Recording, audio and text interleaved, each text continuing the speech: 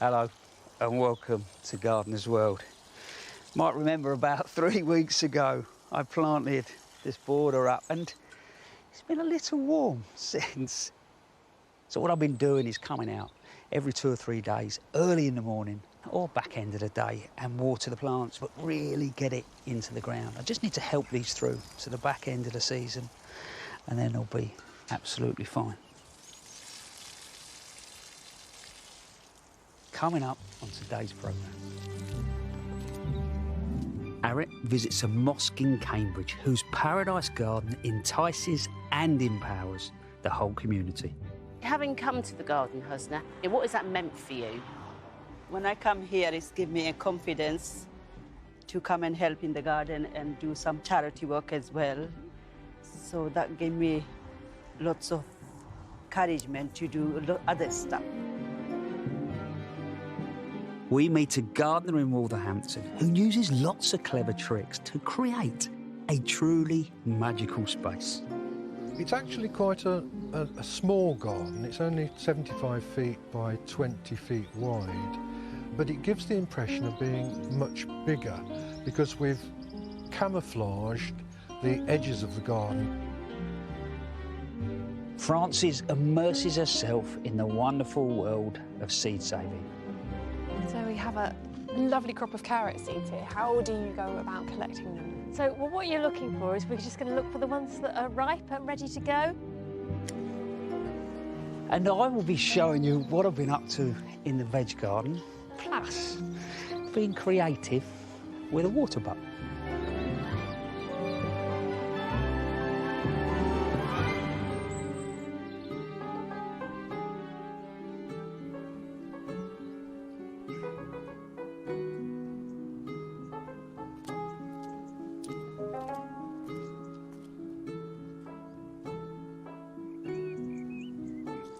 As quite a few of you will have worked out, I've got a bit of a soft spot for a gravel garden. And since you were last here, I've cleared the area and then dug in all the gravel, adding organic matter. And with me, that is well-rotted manure.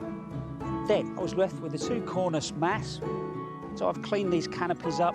And if you look at the bark, it looks incredible. Then I had sedums, Gnaphofia, and I left this geranium just doing its thing. My rules are normally that I start from the top and work my way down. I would work off these 2 big structural plants and then come in and put the rest of the structural planting in. Well, I don't want to do that because ultimately those plants are going to need more water for the back end of the year. So that is for another day. What I can do is put in some of this herbaceous planting. That won't need so much in the way of water. And the first one that's going to go in is this little beauty, Commelina tuberosa. Will grow to about 90 centimetres, incredibly powerful blue flower. And the scheme in here will be soft yellows, blues with just this odd pop of richer colours. Will take shade, sun, does want those warmer conditions. But why am I planting it? Because tuberosa, which straight away tells you actually it's got a tuber base. Well, that for me means that in reality it's going to have its own little built-in watering system. It means the roots will hold water, so it goes through dry periods and hopefully that's going to help it. After that, it's a plant also that will seed about. So I'm going to leave these little seed pods on. It's all right if it doesn't survive. Hopefully it will seed and I can more or less treat it as an annual. And then on top of that, I'm going to collect some of those seeds and I will propagate things next spring, so I'm going to constantly renew that stock of plants. So just gently tease these apart. What I'll do is I'll put 2 more of those in here, but now I'm going to add this sea fennel. Plant that grows happily by the coast, grow to about 45, 50 centimetres, lovely round, glaucous foliage, and you can just see that sort of little yellow flower. The moment you know something will grow by the coast, you know it's going to be tough. So hopefully it will suit these conditions here. But that sea fennel is not going to sit in isolation. What I want is this glaucous river that runs through the verticals, and that brings me over here. Now this might be pushing it a little bit, but if you don't try, you'll never know, will you? So this is Echevera, and it's called Elegance, a plant that I grow in pots, and I've even left it outside in the winter and got away with it. Lovely succulent plant that will mound, works great against this Gnaphopia. But what I'm going to do with these is create my little planting pockets. I'm going to sit this plant more or less on gravel, just to give it even more free draining conditions. Don't worry if this falls apart. They're actually babies that I took off my other plant. If this works, I could end up with these wonderful jewels just pulling you through this space.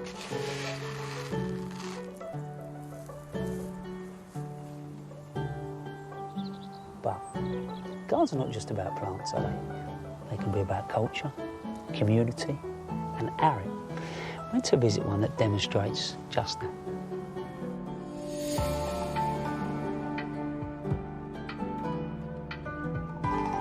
I visit many gardens for the sheer joy, for inspiration, to learn.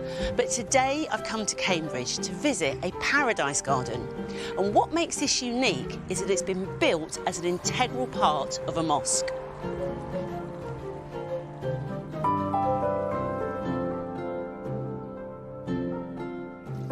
This is the Cambridge Central Mosque, where the first thing that greets you is the garden.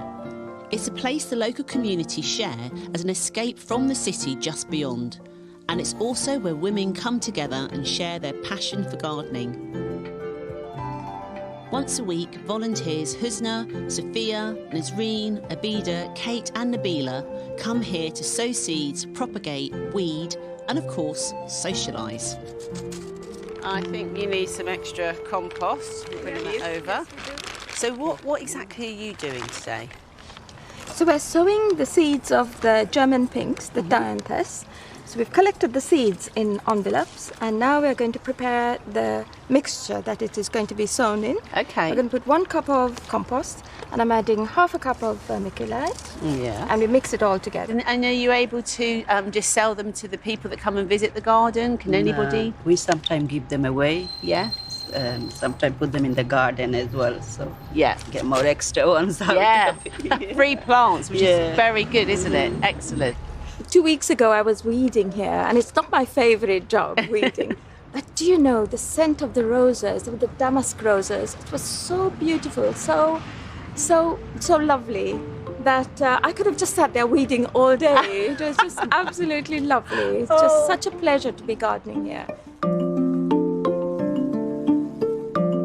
The garden here is called a paradise garden. These originated and date back to ancient Persia, and they have influenced so much of what we know about gardening and design, not just here in the UK, but across the world. Emma Clark, who led the design of this garden, is an expert in this style of gardening, which is laden with symbolism. Emma, it is beautiful sitting in this garden, but it is a paradise garden, so I'd like to know exactly what are the elements that make it a paradise garden. Really, a paradise garden on earth is not just a symbol of the paradise garden in heaven, but it is supposed to be a foretaste of the garden that we hope will come to us eventually. Not yet, but providing we're good and kind and do the best we can.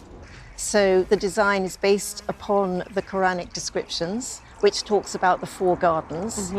And we have a limited space. So in order to have the idea of the 4 gardens, either side of the central fountain, we've got a division so that there are 4 beds there, 4 beds here.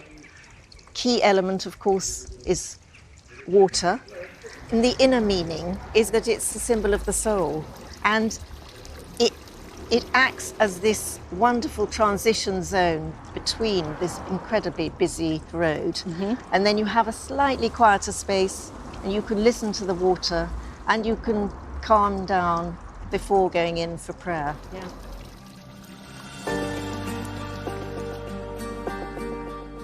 Any day I come in masjid to praying, Yes. and I sit there to. I feel very peace Yeah. and very very nice.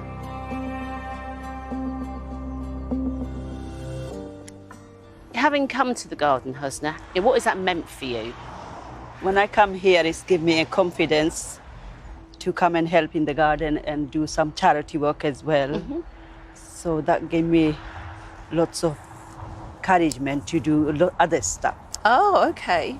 This Yeah. garden has given This you... garden give me confidence to go out and get a job and doing it. I'm Yeah. really liking it.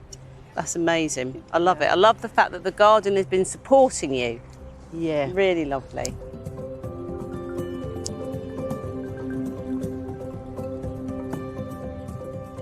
The head gardener is Helen Seal, who's developed the garden on organic principles. Despite the formal layout, she allows plants to tumble onto paths and seed heads to develop for the wildlife. In terms of the gardening ethos, what's the kind of key thing for you? They're plants which are suitable to here because Cambridge is incredibly dry and often droughted as well. And they're plants from the Mediterranean. They just thrive in dry conditions. Yeah. So the plants you've chosen then, I can see like the oreganum, for example. What else have you got that you really enjoy? Of course, I enjoy all of them. But the Stipa gigantea pixie is an absolute hit. And the myrtle is a lovely shrub. And it just looks after itself. Who couldn't love it? Even the giant clover I didn't know before, the Trifolium rubens, that's done beautifully. The German pink is an absolute star. I want more of that because we need plants which are resilient. Yeah. And then there's the gorgeous Eryngium silver ghost, which just shines, particularly in the evening light. We try to use natural predators like ladybirds, which have just come in. We don't use herbicide. In fact, we don't even use much water. The plants really do have to look after themselves. What I'm really impressed by is how much this space brings the community of the mosque and beyond together. Kate, good to see you there, busy at it. Yes. What are you up to there? So I'm just trying to coax the jasmine around the railings. Ah. I mean, you know, this grows about 5 centimetres a week or something, so we have to keep on top of it. How did you get involved in the garden? I used to walk my dog past here, and as I watched it grow, I just thought, it's so beautiful. I wonder if they would like a rather inexpert volunteer. So I cheekily asked one day when their head gardener was here, and she said, yes, Wednesday mornings. What keeps you coming back to this garden? I think it's a combination of things, because, it's such a beautiful space. You often see people from the wider community sitting, just, having a quiet moment by the fountain. I'm like everyone else, I work at a computer, so this is a really nice thing to do for a couple of hours. But also, there's a really nice bunch of women work here, and I just like hanging out with them as well.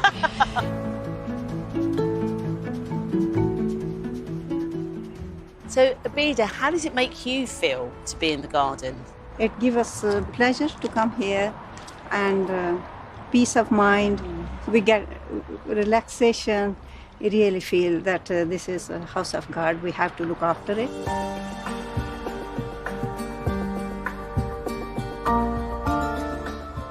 Sometimes it can be difficult to pinpoint why a garden feels good. But here in busy Cambridge, I think I know why. This garden has been beautifully designed. It has a gardener and a local community that cares for it, and delightful plants that tantalise all of the senses. So it goes to show, no matter your faith, this garden is a slice of paradise.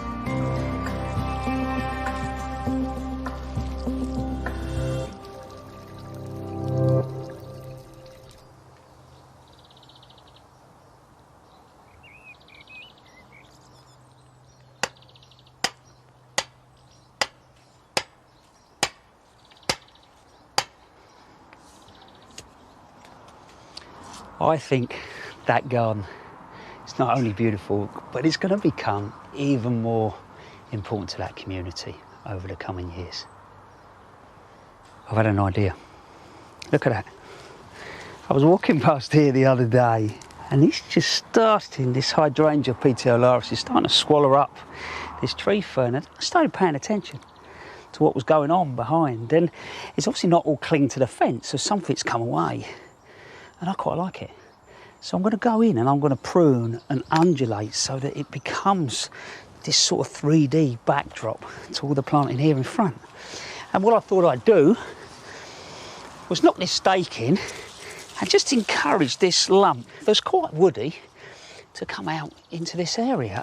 If I tie that in, what I'm hoping is you're going to come through the gate into this lovely, luxurious tree ferns with wonderful woodland planting, but the whole thing's going to have this slightly 3D sculptural backdrop. And that's one of the things about gardening, isn't it? It's just about seeing little things and then reacting to them. Now, it's time for one of your films, and it definitely demonstrates the power of gardening.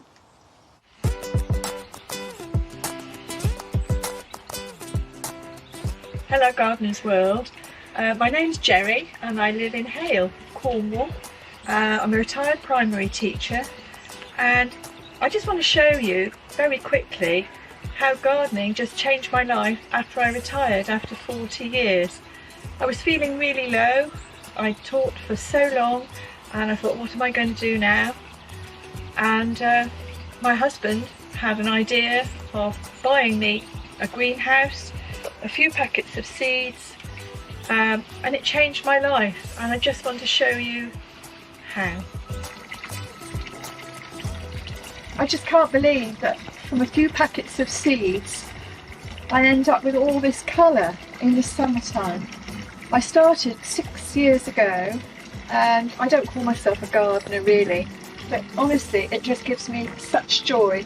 I feel as if I'm a completely different person just thanks to starting to grow my own seeds in the greenhouse. My favourite thing to do is to sit in this corner in the evening time and just sit and listen to everything that's going around, the birds, but the smell of the tobacco plants and everything else in the garden, the jasmine behind, is just so peaceful and calming, and it really does make you feel better. When I retired, I was quite depressed. I'm not anymore. Bye Gardener's World.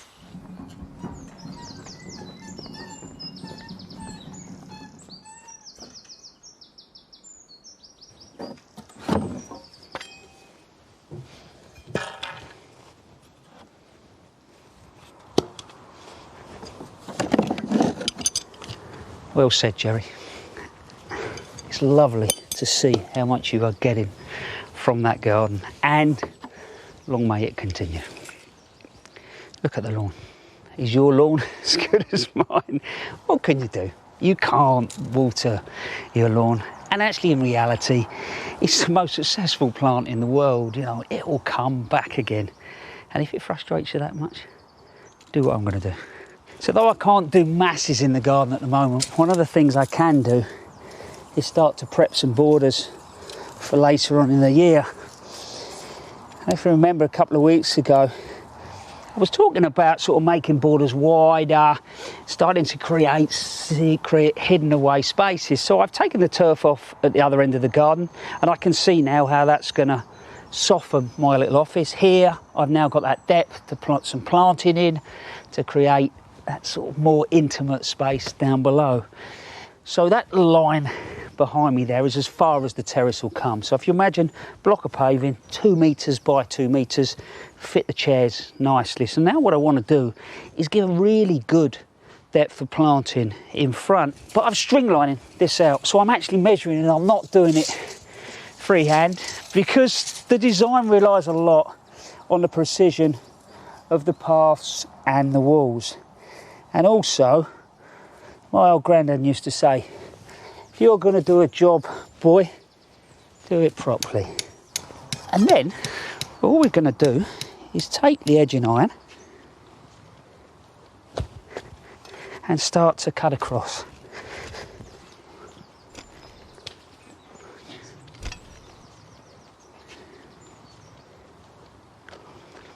So once we cut that edge all the way across, I'm just going to start to lift the turf. But I'm not going to waste it. I've got my compost bins out the front now, and I'm going to spread it through those, and it'll break down really nicely.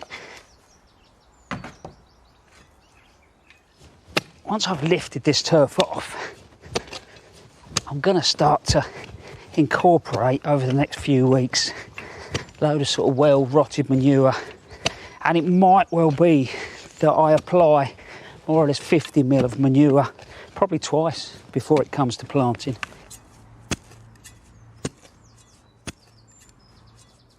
And just simply take the turf off, and that's leaving behind any decent topsoil. So I'll lift the rest of that up, start to get the goodness back in, and then eventually end up with my tucked away place. That's what gardens are all about, really, aren't they? It's places that you can just hide yourself away and surprise around the corner.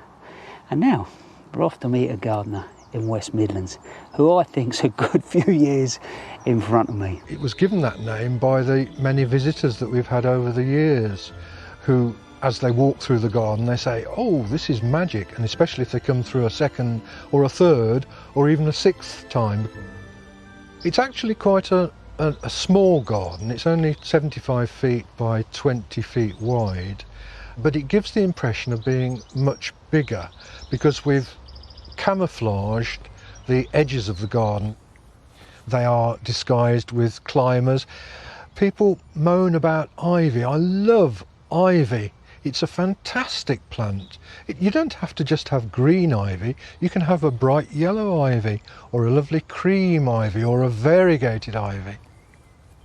Ivy is actually quite hard work, only because of pruning. But fortunately, I don't do the pruning in this garden. My partner Greg is quite happy to do the pruning.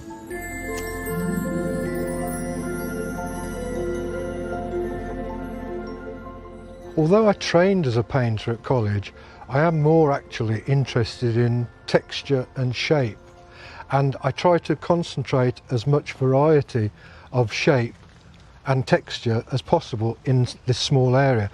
For instance, the vast plain area of the hosta leaves compared with the much finer, delicate leaves of the dwarf rhododendron, and this Thalictrum delavei is just coming into flower at the moment, and this is actually Greg's favourite plant in the whole garden. And just before the flower comes out, I think it's particularly impressive with its tiny little balls of texture themselves. We divide the separate areas of the whole garden using trellis, using pillars, using archways, which we call squeezes, because they're actually squeezing the visitor into a smaller space before they advance into the next area. I also snake the path through the garden.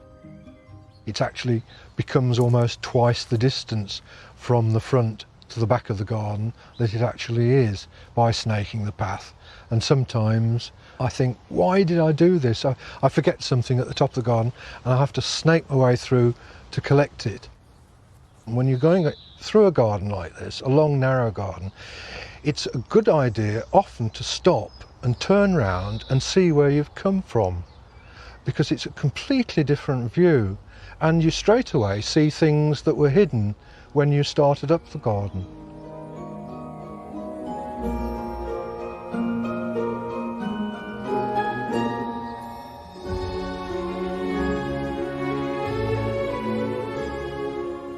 Normally, I don't do hanging baskets, but I do these globes. We call them succulent globes. And it's just two hanging baskets wired together. Plant them up, put them on a single chain rather than 3 chains or 4 chains, and then you can turn them and they fill out. So it's sort of like a miniature of this garden itself, packed with plants. This is what we call the clock garden. And people often, when they visit the garden, they like to sit here and contemplate on what they've seen. I've decorated the clock with the very well-known poem by W.H. Davis, which ends with the lines, "A poor life this, if full of care, we have no time to stand and stare." And I hope that's what people do when they come to this garden.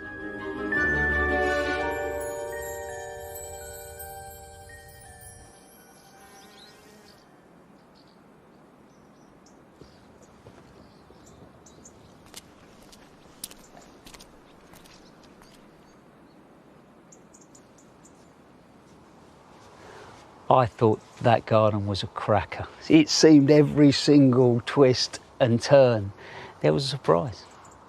And on that note, we've been away for a couple of weeks.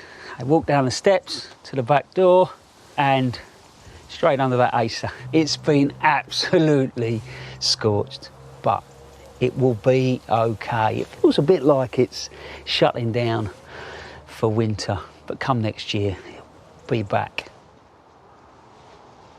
I look upon that as a negative, but there's always a positive. I walk through to my office and these ferns here that I've done absolutely nothing with, Dryopteris and Polysticum, absolutely stunning. And then I realised I've got some new neighbours. Bees have moved in and they must be in that roof somewhere. But they're not bothering me and I'm definitely not going to bother them. I'm just pleased they've found themselves a new home. Still to come on today's programme.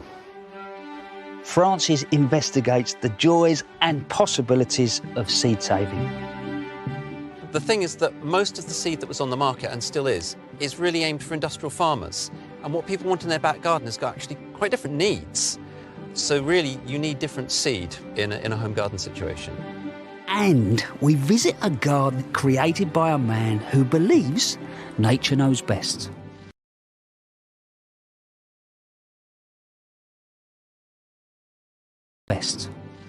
Look at these gooseberries.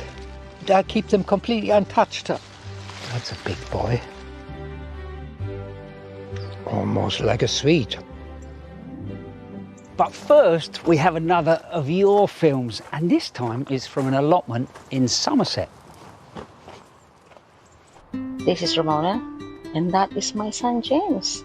And we're just about to harvest some of our vegetables in our little plot. This is going to be the first one, and then as you see, it's really big, mighty big.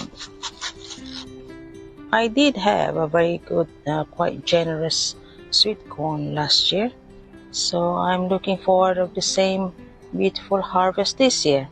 So underneath, in between my sweet corn, you will see, look, this is my courgettes or zucchini. I also have a mini pond, so that would actually help me with frogs. That will really help me with some of the insects, pests, and I know it helps with slugs as well. I've always really enjoyed harvesting anything, especially strawberries. I love the taste. They are very nice. Thank you very much for watching us. I hope all of you guys and some more people out there would be inspired to plant some more vegetables or in any of the vacant plot that you have. It's always good physically, good mentally, and it is really fun. Bye bye.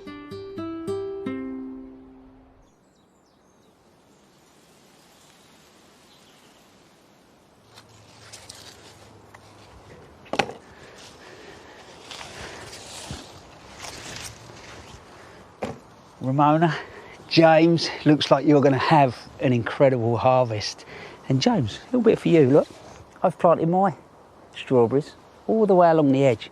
And they'll come out onto the path.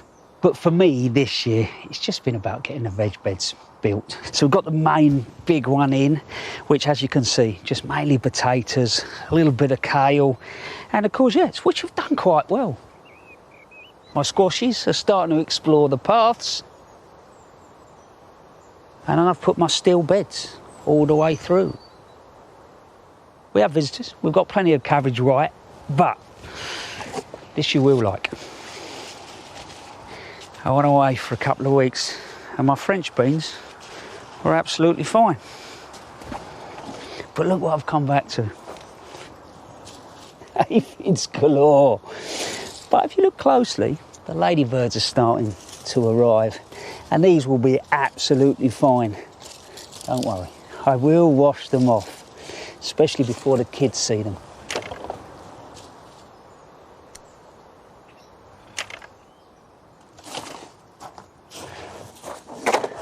Now, I'm going to grow something that I've never grown before. Chinese cabbage, which does work fantastically in the stir fries. If you let them get to full growth, you're talking about a plant that can be nearly 20 centimetres, but I'm not aiming for that. I'm going to sow them a little bit closer together because I'm going to cut them younger. So the first thing I'm going to do is just make a little drill.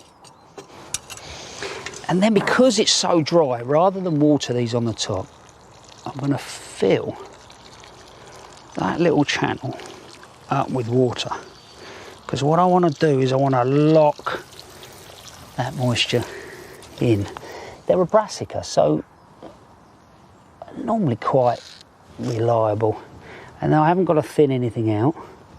So once they're in, all we need to do is just carefully push that soil across. I will water them over dry periods. So that's one. I'm going to do the whole of this bed.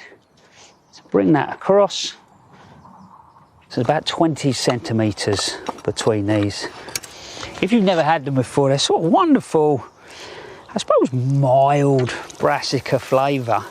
But I can guarantee you that these probably will be attacked by flea beetle, and I wouldn't be surprised those cabbage whites come over here and want to have a go as well. So I'm going to cover them over with the white netting, keep them watered, and I'm hoping in 6 weeks' time I am making my own stir fries from this very bed. But looking at those seeds, it still blows my mind the amount of time that I've been gardening that they will turn into something you can then use in the kitchen. That world of seeds is just completely and utterly fascinating. And last year, Francis went to Pembrokeshire to find out a little bit more.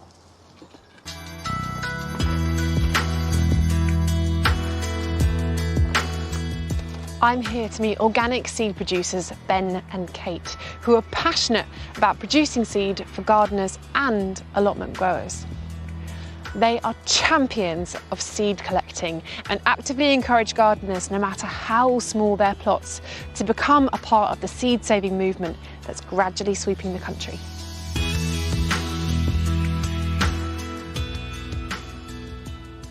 A long time ago, when we actually had a couple of allotments, and we were interested in growing sort of rare and some unusual vegetable varieties where you couldn't buy the seed. And so we learnt to save seed that had been passed to us. And why do you do this? The thing is that most of the seed that was on the market, and still is really aimed for industrial farmers. And what people want in their back garden has got actually quite different needs. Yeah. So really, you need different seed in a home garden situation. Ben and Kate cultivate seeds naturally, including heirloom varieties, many of which have been around for hundreds of years. But a lot of seeds on the market are F1 varieties, which are hybrids. So what is the key difference between an F1 hybrid and an open pollinated seed? Open pollinated seed is just the plants breeding naturally the way that they would do in their natural environment, and that's plants that are very closely related, just being crossed by the insects or wind or self-pollinating. And then you get this thing called hybrid seed. People realise that if you could take two really different plants that have been very heavily inbred and then forcibly cross them, it's a bit like making a labradoodle by crossing a Labrador and a poodle. Every hybrid seed from this forced cross is identical. And that's really good if you're an industrial farmer and you want to, say, harvest 1,000 cauliflowers one morning and have them all sent off in a refrigerated truck. Yeah. But that is not really what you want in your back garden. F1 hybrids are bred to produce particular uniform characteristics. But Ben and Kate believe open pollinated seed are much more richly diverse and better adapted to the soil and local climate. It's that diversity which is one of the reasons why Ben and Kate believe people should save and keep their own open pollinated seed, especially for heirloom varieties like this carrot crop called Manchester Table.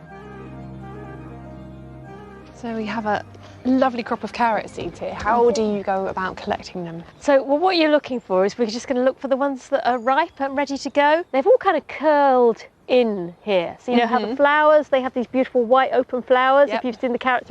But then as they ripen, you see this goes a kind of straw colour, and then the whole thing kind of comes in like a bit of a claw. Yeah, I see. So now at that stage they're ready for harvesting. Yep, and we can just harvest them. Okay. Yeah, so we just snip them off like this and pop them into the bucket. This crop of carrots was sown in July 2020, and then we moved them in here spring 2021, and obviously now we're in August 21, so it's been more than a year. Sometimes people say to us, you know, well, I've got these carrots and I've sowed them, maybe they've sown a crop in May, and some of them have started to flower in July. Well, can I just save seeds from those ones? And the answer is no, don't do that. You know, it seems so tempting that you've got your carrots and why not just keep seed from the ones that bolt? But then you would be selecting for early bolters, and you really don't want to do that.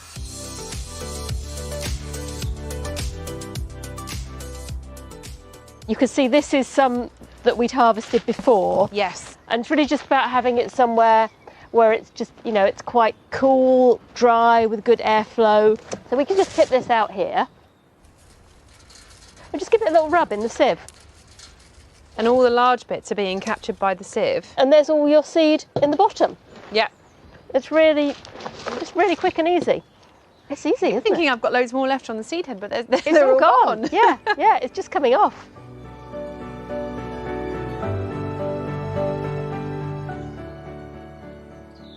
Come armed with some carrot seed for Oh, you. very nice. You can see it's still got quite a bit of stalk material and that went through the sieve. And there's also all these little tiny hairs on the carrot seed. So with this, what I'm going to do is I'm going to rub it. Just rub it with my hands. Okay. It's quite dry already, so it'll just crumble up, and all the bits that we don't want and all those hairs will come off. To get rid of the finer, unwanted material, Ben uses a tried and tested technique called winnowing. It's a lovely word, isn't it, winnowing? Yeah, it's great. Winnowing is when you pour from one bucket to another in a gentle breeze, and the seeds are much denser and heavier, so they fall pretty much straight down. They're not affected by the breeze so much. And then the chaff and all the bits you don't want are lighter, and they blow off to one side and don't fall in your bucket. Right. And I'm guessing this is a technique that would have been widely used hundreds of years ago. Yeah, it's actually relatively easy. So you can use this pretty much for any seed. And you might not think you want to bother, but it's actually easier to get the seed properly dry if you get rid of all the bits of plant. In order to store a seed and have it last, you want it to go dormant, and they only go dormant when they're dry. And then put it in a sealed container and keep it for several years. Fascinating. And then storage in somewhere cool? Cool and dark.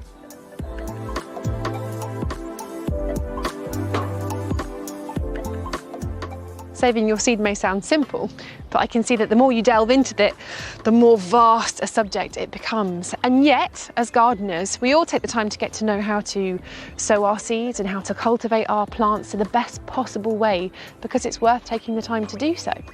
And then, usually, if they're crops, we pull them out and we throw them away just when they're coming into this stage of their life. And I know that I'm going to take the time to get to know my plants when they're seeding as well. Save them, increase biodiversity, and hopefully even get to know some growers in my community. And if we all do that, I think the world becomes a better place. I'm definitely going to try it.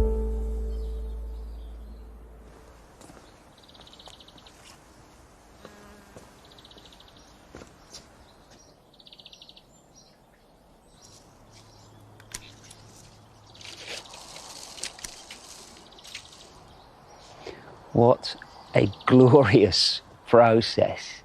You get a real understanding of that full cycle of the plant. And I agree. I think the world would be a better place. Look at this. This is Digitalis lutea, which is a perennial foxglove. Grows to just shy of a metre. Lovely sort of soft yellow flower. Can can be short-lived. As far as collecting the seed, you know, you're just looking for dry flower heads there, you can see. And sometimes you can actually just, you can rattle it and you can just hear the loose seed. And as it drops in, the seed will drop into your envelope. That dries off, I'll sow that next year, I'll grow it on and then plant it out.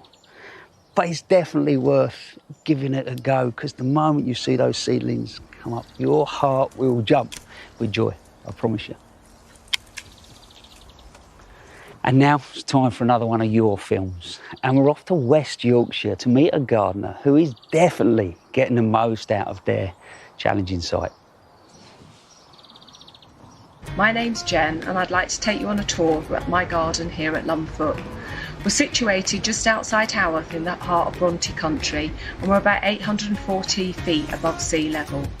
The garden is laid out over 5 levels. This is the lowest level here, which you approach from the back door. This first bed I've got a nice Ericium which provides a good deal of colour for most of the year round. And the rest of the bed I've just tried to fill up with lots of plants to try and make it a little bit easier to maintain, as it is quite a perilous task gardening on such a steep slope. And then a small rockery with some low-level plants which enjoy the stony aspect on this particular level of the garden. In the centre of the garden here we've got a large rowan tree which is a nice focal point and provides a bit of shade on the few days when we do have some sunshine here in Yorkshire. We've got some antirrhinums here which are self-seeded, provide some nice colour as you go up the path, and some chives and a few other low-level plants just to soften the edges of the path. We then go up to the top level, up the steep steps. Nice rose bush here, providing a nice bit of colour and also a nice scent as you walk up through to the top of the garden. Coming through, got a nice seating area. As you can see, the whole garden follows the theme of quite a wild look. There's no better place to come and actually just take a bit of peace and quiet and just enjoy a cup of tea up here with this amazing view. Thank you.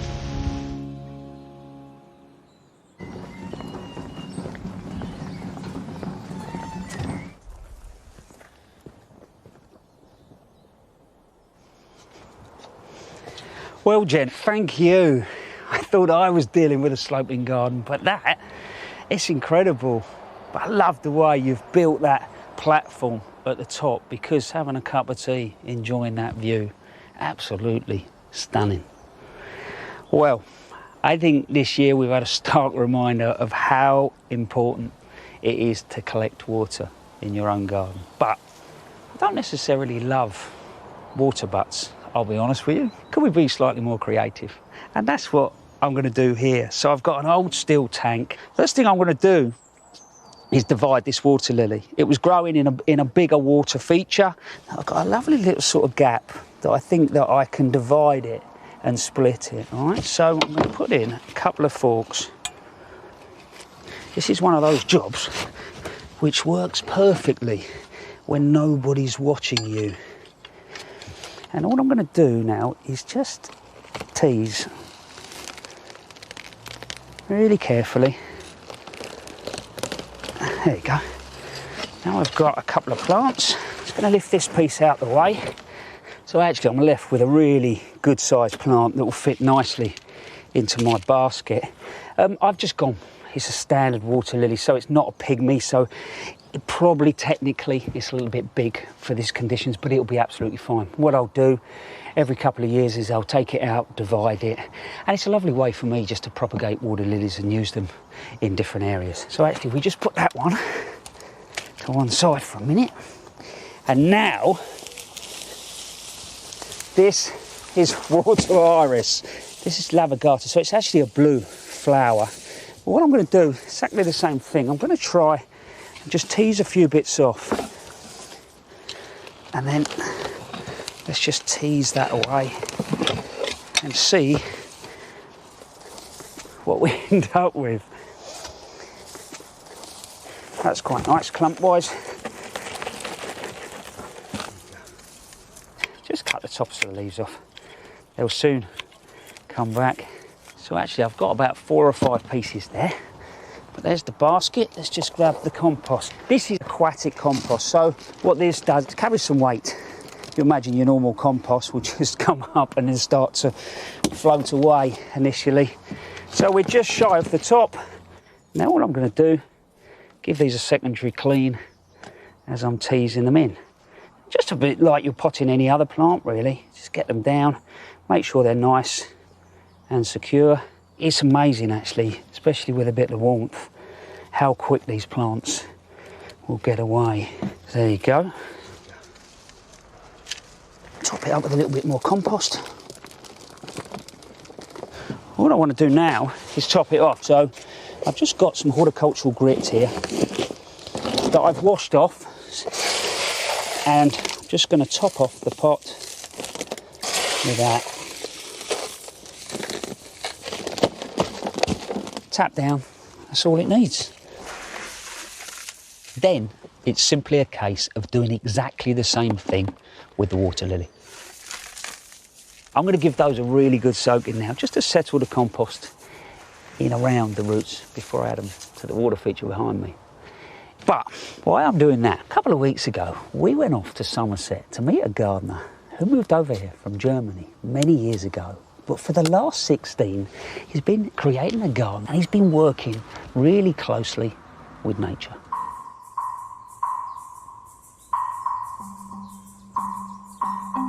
Well, this garden is 75% natural and the other 25% is my interference. Certainly I'm not a gardener that is go for prize-winning vegetables or being pristine. For me, nature has to represent the garden, and consequently a tidy, neat garden you won't find here at all, then you're in the wrong place.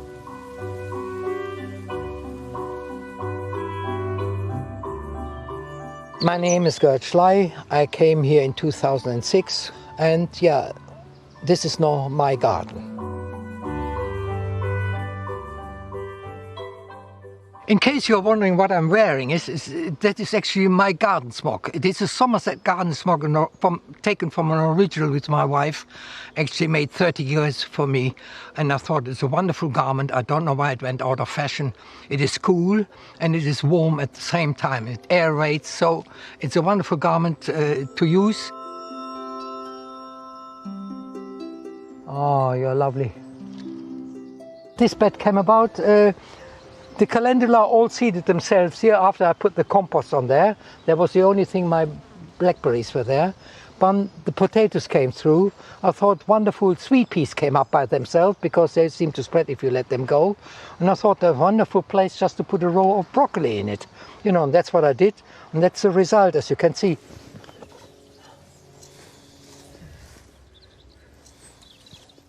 Companion planting, for example, is something I read in all books. They always recommend what goes together. You know, the classical example is put carrots and onions together, they keep each other's flies away. I'm not disputing any of this, but it's only based on our vegetable, on our food growing.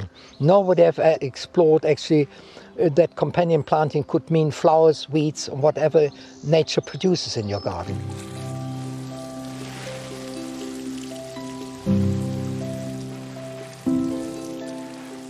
That's it. In this bed I had early potatoes here as well, but I planted my celery there, you know, among the borage, you know.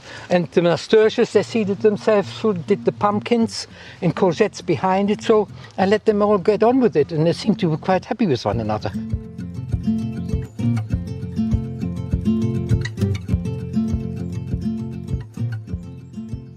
When I came here, it was actually very barren. There were only 3 trees here, and the rest was all lawn, basically, with a few flower beds on the border.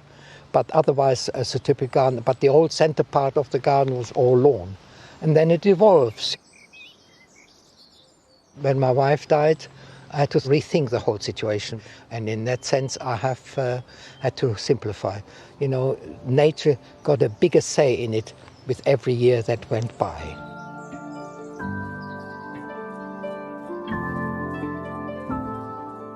Comfrey is a fantastic plant for all nightshade families as a fertilizer.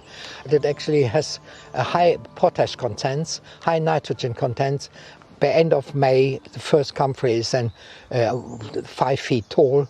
I cut it down, chop it up in small bits and pieces and use it straight around the plants as a mulch. When I plant my tomato plants or peppers and things, even if they're that small, they get a whole layer of this chopped up Comfrey around them. I don't have to the potash fertilizer.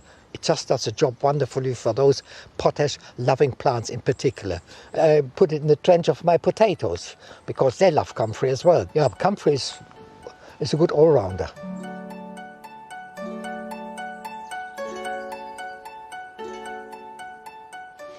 Look at these gooseberries.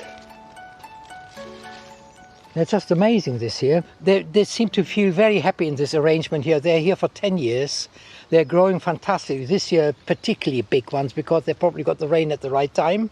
They're well fed to the Comfrey because they're growing Comfrey. So I keep them completely untouched. Prune them in the winter and that's about it. The Comfrey is also a deciduous plant, the creeping Comfrey, you know. It drops its leaves, it continuously releases nutrients into the soil. If the gooseberries didn't like the Comfrey, or the Comfrey not the gooseberries, one of them would die and pass out. But they both look extremely healthy for that length of time. I only can assume that they love each other. And that's what I'm grateful for.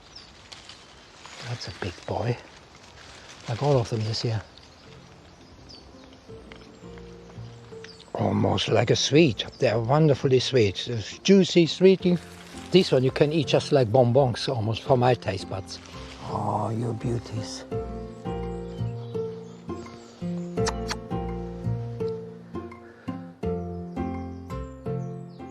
Well, the books say that autumn raspberries should be cut down to the ground in the autumn because once in the dormant season. I experimented and realized if I don't cut them down to the ground, just keep them 3 feet or a yard high or a meter high, cut them there and leave them, that they produce next year a wonderful summer crop.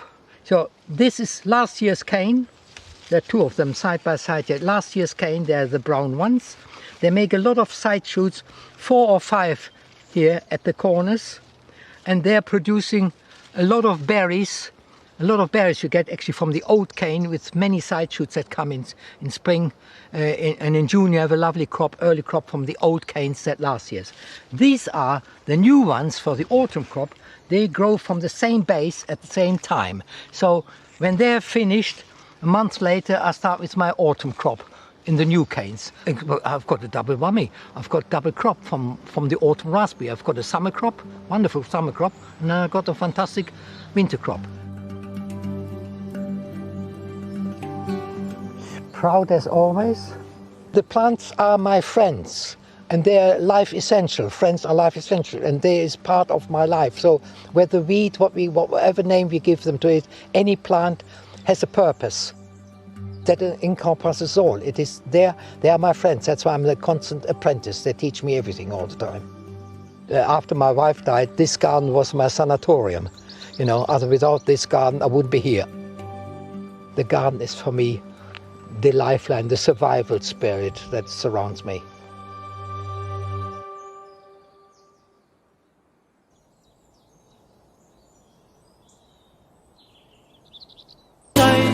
Vào nay mình anh vẫn vương người ơi, em đã đi xa anh muôn lối. Anh biết tìm em ở nơi đâu, người đã đi về chốn xa xôi phương trời. Người thương giờ đây như thế nào rồi, và lại một lần nữa anh đây cô đơn, còn mình anh ôm giấc mộng tình yêu. Tại vì sao ngày ấy em gieo tương tư, để hôm nay mình anh ôm bao giấc mộng. Vì ngày xưa đã chót yêu em mê say, và hôm nay mình anh vẫn vương người ơi.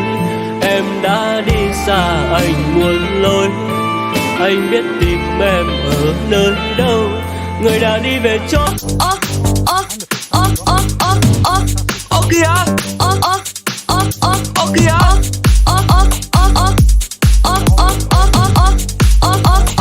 Cái gì đây? Tao nói rồi,